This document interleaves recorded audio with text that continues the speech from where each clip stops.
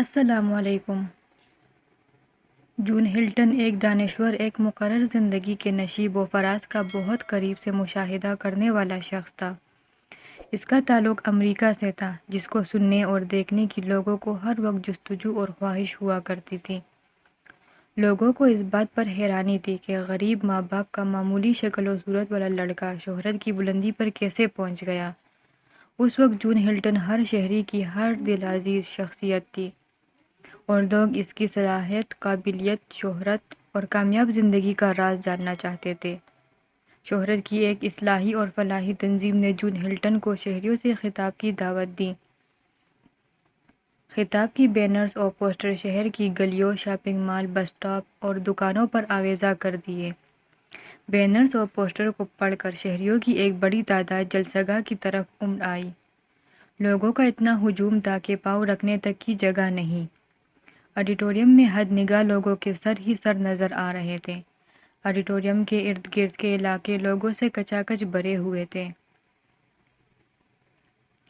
لوگوں کے ہجوم کو مد نظر رکھتے ہوئے انتظامیہ نے حکومت وقت کی مدد سے جون ہلٹن کو ہیلی کاپٹر کے ذریعے آڈیٹوریم کی چھت پر اتارنے کا فیصلہ کیا، تاکہ سیڑھیوں کے ذریعے ہال تک آنے میں جون ہلٹن کو کوئی دشواری نہ ہو۔ آخر جون ہلٹن ہال میں موجود سٹیج پر پہنچ گئے۔ سٹیج پر کونے میں ایک میز رکھی ہوئی تھی۔ جون ہلٹن میز کو سٹیج کے بالکل سامنے لے آئے تاکہ تمام لوگوں کو میز نظر آ سکے۔ میز پر ایک کرسٹل کی بال رکھی ہوئی تھی۔ ہال لوگوں سے کچاکچ بھرا ہوا تھا۔ لوگ بے چینی سے انتظار میں تھے کہ اب جون ہلٹن کامیاب زندگی گزارنے کے گر بتائیں گے۔ جون ہلٹن نے جیب سے قلم نکال کر قلم کی مدد سے کرسٹل کی بال کو تیزی سے گھمانا شروع کر دیا۔ 15 منٹ کے بعد جون ہلٹن نے سر اٹھا کر لوگوں کی طرف دیکھا تو لوگ جا رہے تھے۔ یہ دیکھ کر ہال خالی ہو رہا ہے۔ جون ہلٹن نے بال کو اور تیزی سے گھمانا شروع کر دیا۔ لوگوں کا خیال تھا کہ جون ہلٹن اب بوڑھا ہو گیا ہے اور اس میں اب بولنے کی صلاحیت نہیں رہی۔ جون اب محض وقت ضائع کر رہے ہیں۔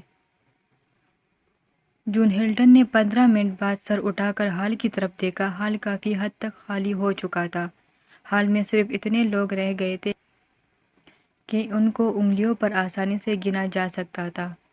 جون ہلٹن نے مائک کو ہاتھ میں اٹھاتے ہوئے گرجدار آواز میں کہا، بس یہی لوگ کامیاب ہیں جو اس وقت ہال میں موجود ہیں۔ جو چلے گئے وہ چلے گئے۔ یہ کہتے ہوئے جون ہلٹن اسٹیج سے نیچے اتر کر آڈیٹوریم کی چھت پر موجود ہیلی کاپٹر میں بیٹھ کر روانہ ہو گئے۔ دوستو، جون ہلٹن نے ایک جملے میں بہت بڑا پیغام دیا ہے۔